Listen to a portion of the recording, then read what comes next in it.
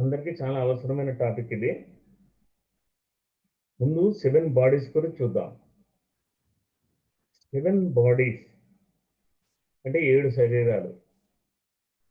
ఈ 7టికి అనేక రకాల పేర్లతో పిలువబడుతూ ఉంటాయి. మొట్టమొదటి దాన్ని ఏమంటారంటే ఫిజికల్ బాడీ అంటారు.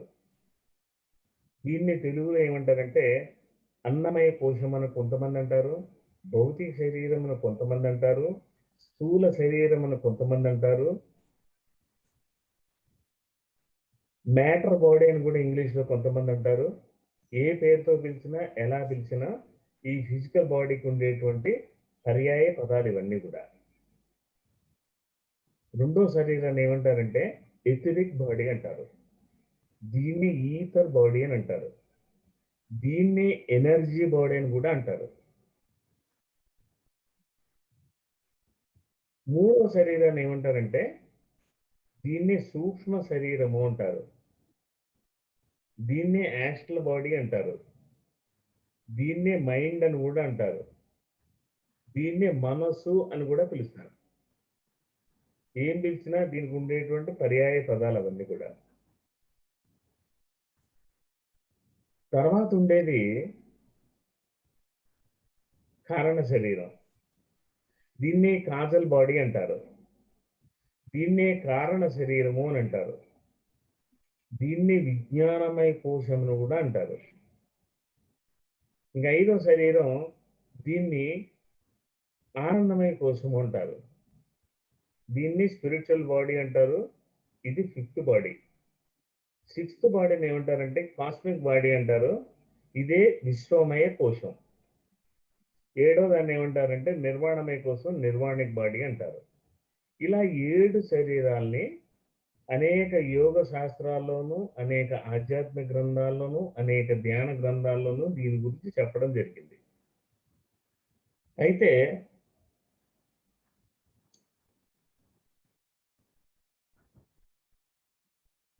నిజానికి ఉన్నవి 4 శరీరాలు, 7 శరీరాలు కాదు. 7 శరీరాలుగా చెప్పుకుంటాం కానీ ఉన్నవి 4 శరీరాలు. మిగతావన్నీ శరీరాలు కాదంటే కాదు. ఇట్ ఇస్ ఏ ప్రిన్సిపల్ అంతే. ఏ రకంగా ఏ విధంగాను అంటే మనకున్నవి 4 శరీరాలు, మిగతా 3 ప్రిన్సిపల్స్. అంతేగాని అవి శరీరాలు అనిపించుకోవు. ఈ శరీరాన్ని తెలుగు అంటున్నాం, ఇంగ్లీష్లో దీన్ని ఏమంటారంటే బాడీ అంటారు.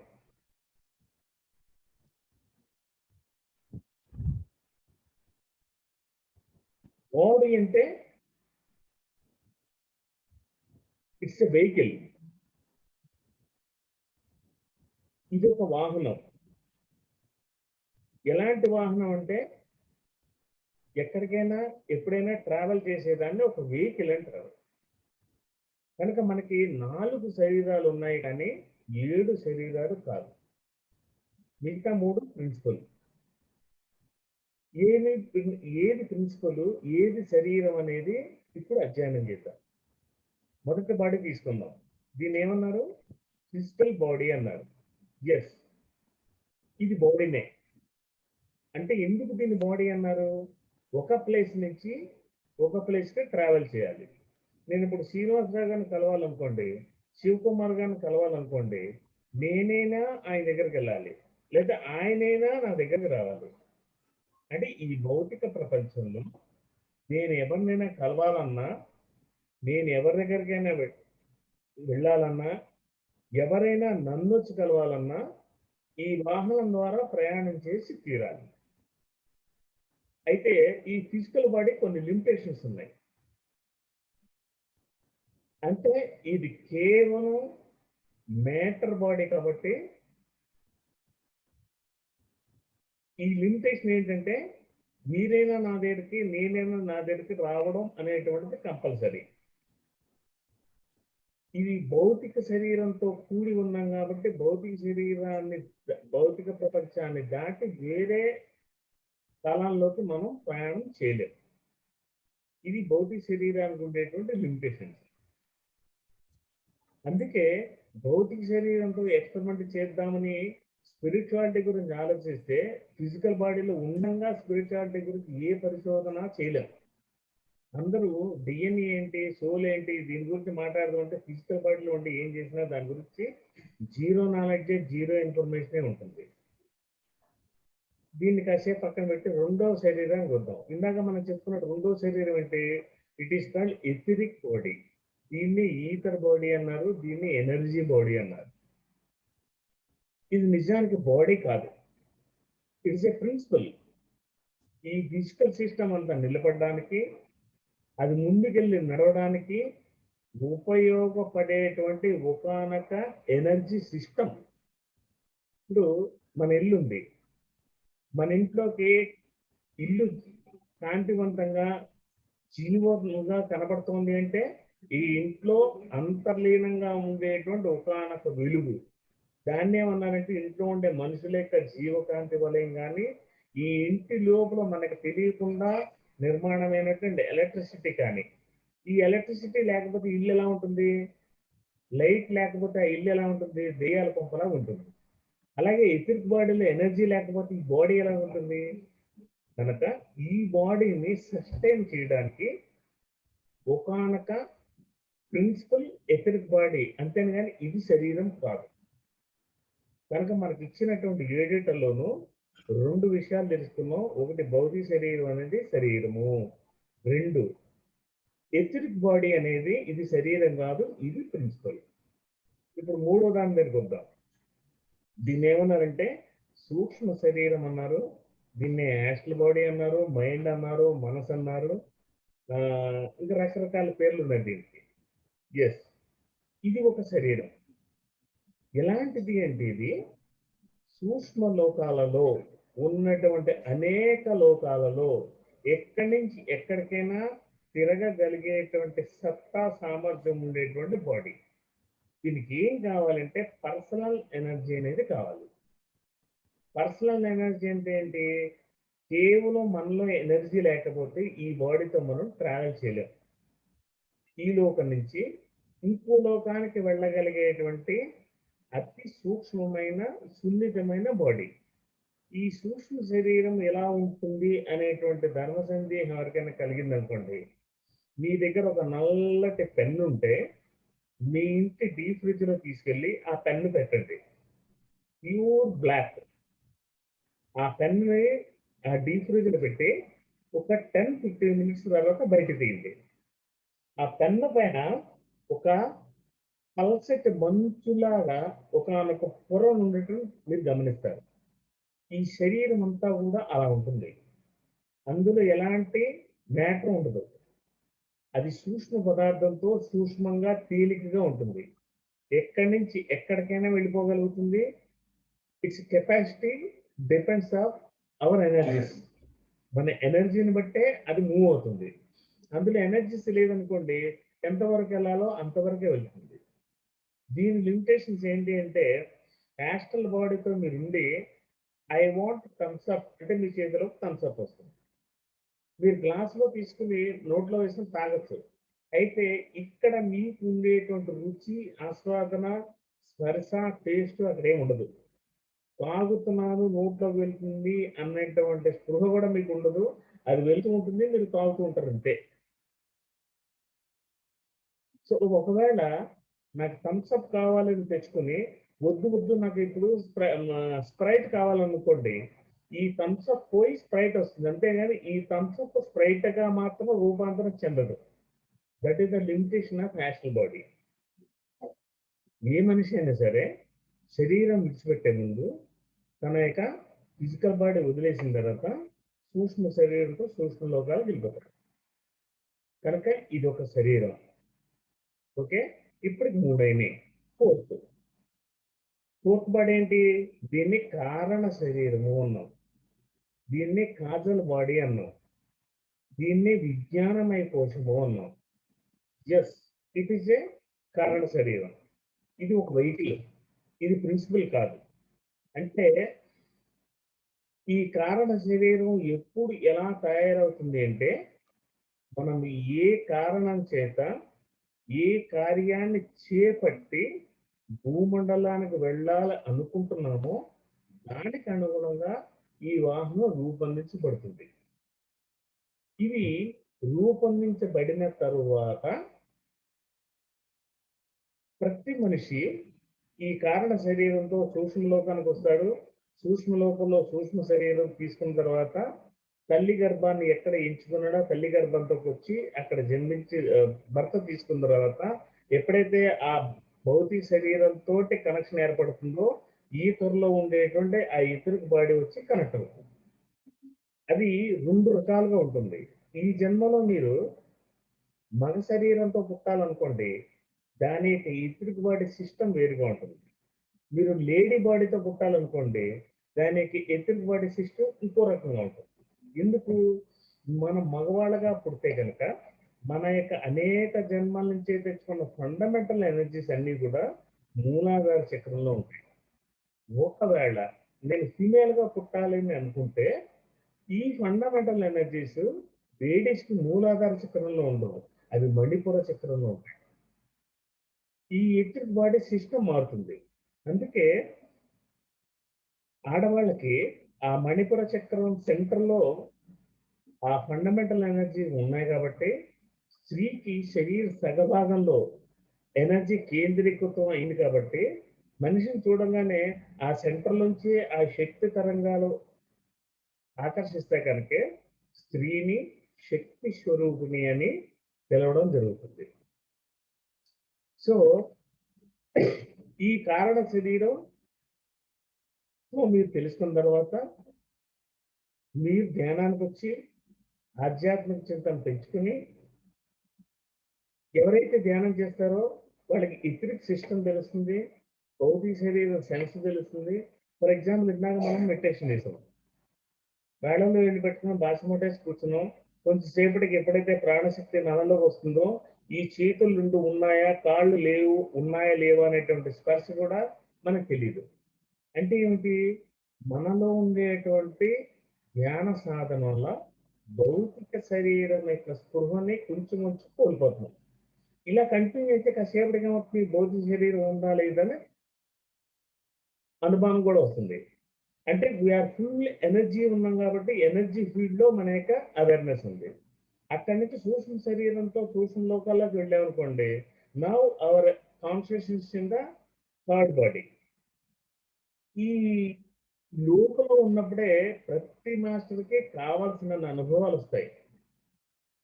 అయితే మన యొక్క జర్నీ సూక్ష్మ శరీరాన్ని దాటిన తర్వాత ఏ ఒక్కళ్ళకి అనుభవాలు రావు. వాళ్ళు ధ్యానాన్ని విడిచిపెట్టలేరు.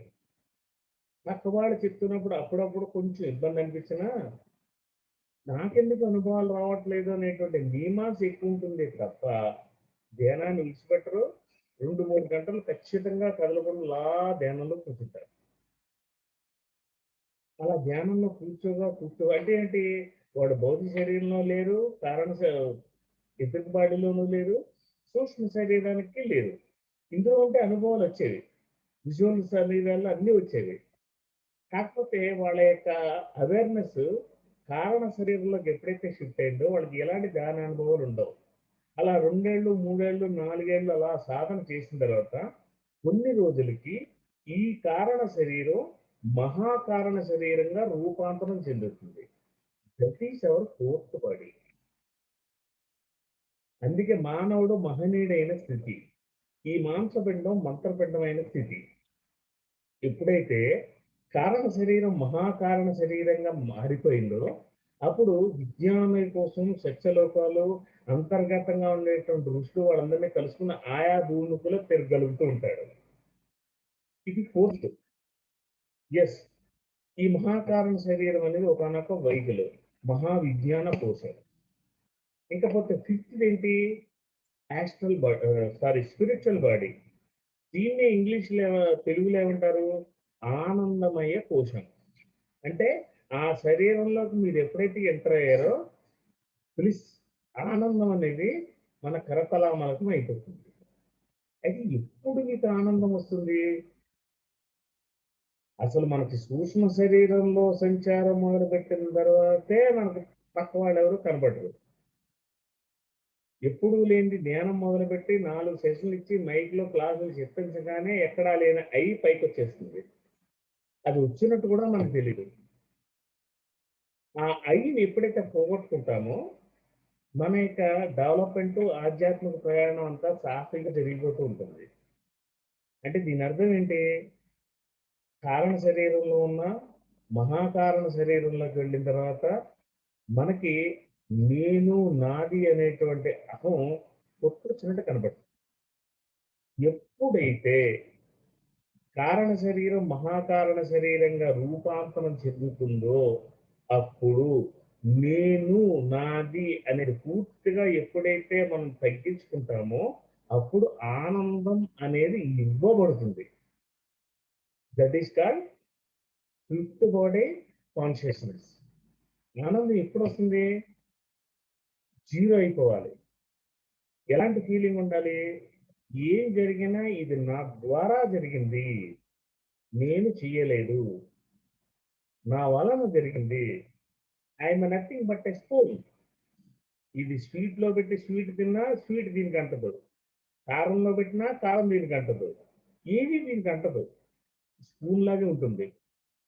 అలాంటి తత్వాన్ని ఎప్పుడైతే మనం చెప్పుకుంటామో, చూడు నేను చేశాను కాబట్టి ఇంత జరిగింది, ఉండవు ఇది నా ద్వారా జరిగింది అయ్యా, అయ్యా అందరి కోసం ఇదంతాను, నేను అనేది నిమిత్త మాత్రం అనేది చాలా కొంతమంది మాటల్లోనే మనం వినగలుగుతాం.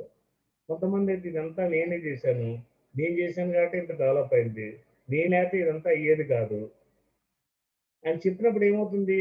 నీలో నేను నాది అనేటువంటిది ఇంకా ఉంది. అది ఎప్పుడైతే తగ్గిపోతుందో నౌ ఇట్ ఈస్ ఎక్స్పాండ్. ఆ ఆనందం అనేది ఇవ్వబడిన తర్వాత మనకి ఆనందం అనేది కరతలమలకం అవుతుంది. మనం ఎప్పుడైతే నిత్య 24 గంటలు ఆనందంతో విలసిల్లుతూ ఉంటే మన ఇంటికి ఎవరు తలుపు కొట్టొచ్చినా మన దగ్గర కూర్చొని మాట్లాడుతున్నప్పుడు మన ఆనందాన్ని ఆటోమేటిక్గా వాళ్ళకి పంచగలుగుతాం. మన దగ్గరే ఆనందం లేదనుకోండి, పక్కవాడికి కాదు కదా, మన స్థితిని మనం అంచనా వేసుకోవాలి. కనుక ఫిఫ్త్ బాడీ అనేది it is not a body, it is a principle. ఇంకపోతే సిక్స్త్ బాడీకి వద్దాం. దీన్ని ఏమన్నారంటే విశ్వమయ కోశము అన్నారు. ఈ విశ్వమయ కోశం దగ్గరకు వచ్చేసరికి ఇంతకుముందు ఏం చేసాం? నేను నాది అని తగ్గించుకున్నాం. అప్పుడు ఆరవ శరీరంలోకి వచ్చిన తర్వాత యూనివర్సల్కే కనెక్ట్ అయిపోతాం. ఇది నాది, నా ఆంధ్రప్రదేశ్, నా తెలంగాణ, నా తమిళనాడు, నా కర్ణాటక, ఇవి ఉండవు. నా రాష్ట్రం, నా భారతదేశం, నా ప్రపంచం, నా మతం, నా సంఘం, నా కులం, ఇవన్నీ పోయి అంతటా నాదే, అన్నిటిలోనూ నేనున్నాను, అందరిలోనూ నేనున్నాను, అంతా నాలో ఉంది అన్న ఎరుపు ఎప్పుడైతే కాలుతుందో తిరుగుతుందో అప్పుడు మన యొక్క చైతన్యం విశ్వవ్యాప్తం అవుతుంది. ఎప్పుడైతే మీరు అంతటా విస్తరించి ఉండగలుగుతారో అప్పుడే ఆ యూనివర్సల్ లాస్ అంటే ఏమిటో, ఆ యూనివర్సల్ ప్రిన్సిపల్స్ అంటే ఏమిటో తెలుసుకుంటాం. మరొకసారి క్లాస్లో ఉన్నప్పుడు మనకి 12 విశ్వ నియమాలు ఉన్నాయి. That is called universal laws అంటారు. ఆ యూనివర్సల్ లాస్ గురించి మనం వివరంగా చెప్పుకుందాం. ఇప్పుడు మనం ఎప్పుడైతే ఆ యూనివర్స్ లో కనెక్ట్ అవుతామో we're entered into universal consciousness. That is called విశ్వమయ కోశం. విశ్వం సంబంధించిన అంత నాలో ఉంది, నాకు సంబంధించిన సకల జ్ఞానం అంతటా ఉంది. ఆయన ఎవ్రీవేర్. నేను దీనికి ఫిక్స్ అయి ఉండను, నాది దీనికి పరిమితం కాదు. ఏ ఊరు, ఏ జిల్లా, ఏ రాష్ట్రం, ఇవన్నీ మైండ్లోకి పోతాయి. కుండలో ఉన్న నీరు, గ్లాసులో ఉన్న నీరు, సముద్రంలో ఉన్న నీరు, అప్పుడు ఉండేటువంటి తత్వం ఎలా ఉంటుంది అంటే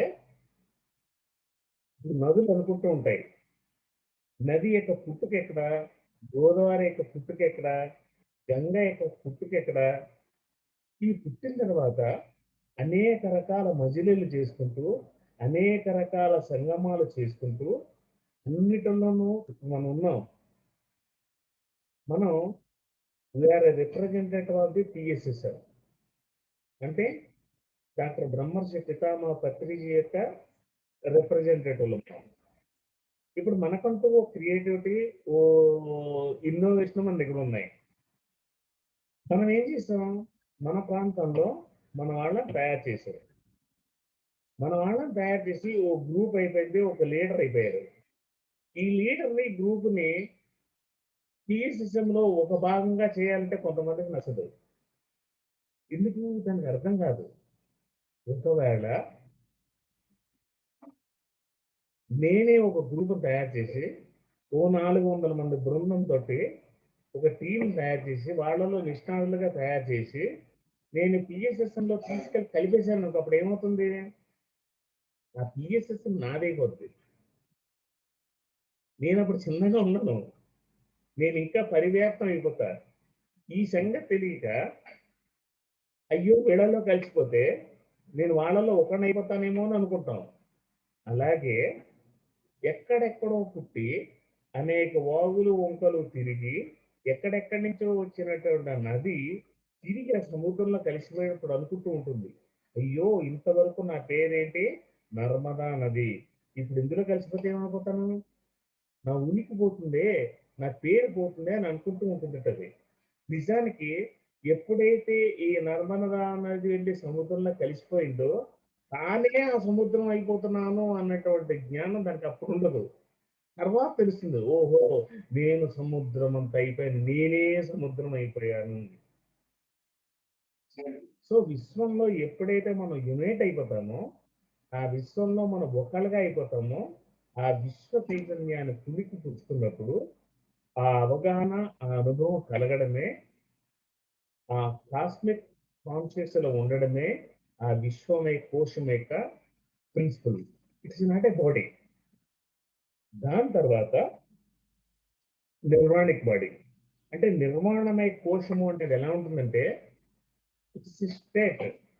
దాని గురించి మనం 13 ముక్కలు పేకాట ఆడుతున్నాం. ఇప్పుడు ఇళ్లలో అందరూ కూడా ఆడేది అదే. ఇప్పుడు అందరూ ఖాళీ, కుటుంబ సభ్యులందరూ కూర్చుని ఇంట్లో కూర్చుని హాయిగా పత్తాలు ఆడుకుంటూ కూర్చున్నాం. ఈ 13 ముక్కలు ఆట ఆడేటప్పుడు మనకి ఒక జోకర్ అనేది ఉంటుంది, అవునా?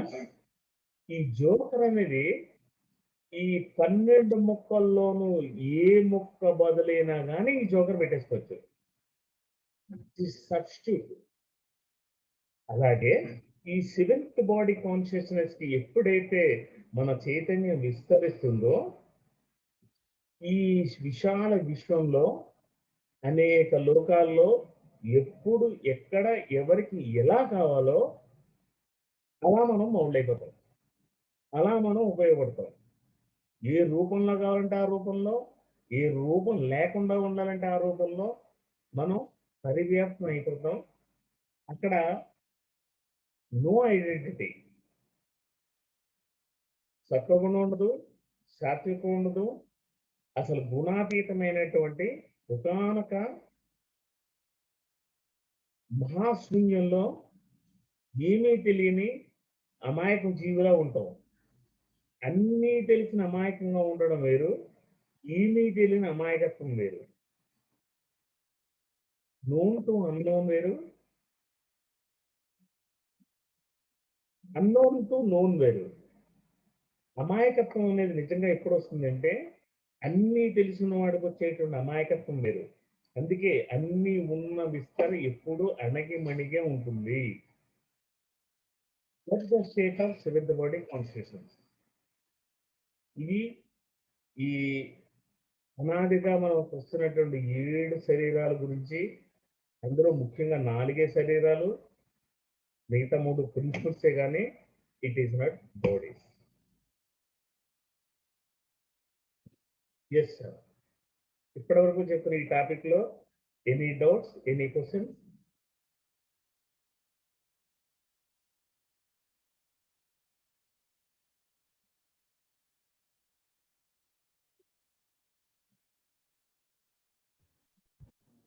వీటిలో విద్యుత్ ఎటువంటిదో ఎలక్ట్రిక్ బాడీ ఎటువంటిది అన్నట్టు కొంచెం చెప్పారు సార్, నాకు ఇది అర్థం కాదు. ఇంట్లో గోడ లోపల కరెంట్ వైర్లతో ఎలక్ట్రిసిటీ ఎలాగైతే ఉంటే ఇంటికి వెలుగునిస్తుందో, అలాగే మన కంటికి కనపడనటువంటి సూక్ష్మంగా ఉండేటువంటి ఈ ఎథరిక్ బాడీ అనేది భౌతిక శరీరం యొక్క తేజస్సు ఓజస్సుని అది తెలియజేస్తూ ఉంటుంది. It's not a body, it is energy system. అందులోనే నాడీస్ చక్రాస్ అన్ని ఉంటాయి. ఇది బాడీకి అంతర్గతంగా ఉండి బాడీకి కావాల్సినటువంటి ప్రొటెక్షన్ ఎనర్జీని ఎప్పటికప్పుడు అందిస్తూ ఉంటుంది అన్నమాట.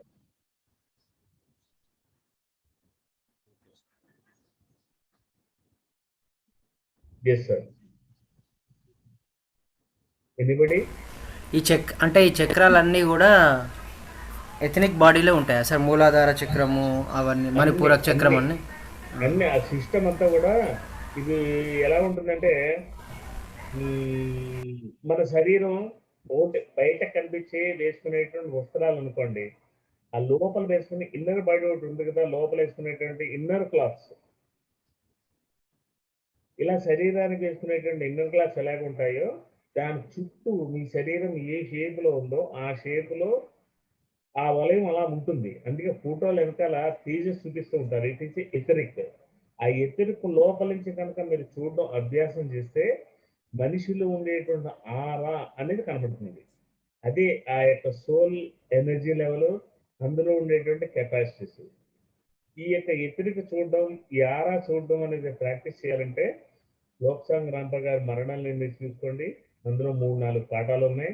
ఒక్కొక్క పాఠాన్ని సునిశ్చితంగా కనుక అబ్జర్వ్ చేస్తే దాన్ని ఈజీగా అధ్యయనం చేయొచ్చు. అయితే ఈ ఆరా చూడాలన్నా, ఎదురుకు చూడాలన్నా దానికి మూడోగన్నే కావాలి అనేటువంటి అపప్రదం తీసేయండి. మనం చూడాలి, నేర్చుకోవాలి అనుకుంటే ఎలాగైనా చూడొచ్చు. ఇప్పుడు ఇంట్లో ఉండేటువంటి తేజస్ చూడాలనుకోండి, ఇప్పుడు ఈ క్లాస్ అయ్యేసరికి సాయంత్రం 6 అవుతుంది. సెమీ డార్క్నెస్ అంటే అటు చీకటి కాదు, వెలుతురు కాదు. మీ ఇంటి పైకి వెళ్ళిపోండి, మీ ఎదురుకుండా ఉండేటువంటి బిల్డింగ్ ఉంటుంది. ఆ బిల్డింగ్ 2-3 ఇంచుల పైన అలా బిల్డింగ్ చుట్టూరా చూడండి, ఒకలాంటి తేజస్ కనబడుతుంది. లేదా మీ ఇంటి చుట్టూరా ఆ ఆకాశం నీడలో పెద్ద చెట్టు ఏదైనా ఉంటే ఆ చెట్టు యొక్క చివరి కొమ్మలు చూడండి, అది ఒకలాంటి వెలుతురంతా పోయి సెమీ డార్క్నెస్ అంటే చీకటి కాదు, పసక చీకటిలా వచ్చినప్పుడు ఆ చెట్టు యొక్క చుట్టూరా చూడండి, ఆ చెట్టులో ఉండేటువంటి ప్రాణశక్తి కూడా మీకు అలా కనబడుతూ ఉంటుంది, లేయర్స్ అని. అలా చూస్తే ఆ ఎదురుకి ఏంటి ఎలా ఉంటుందని తెలుస్తుంది.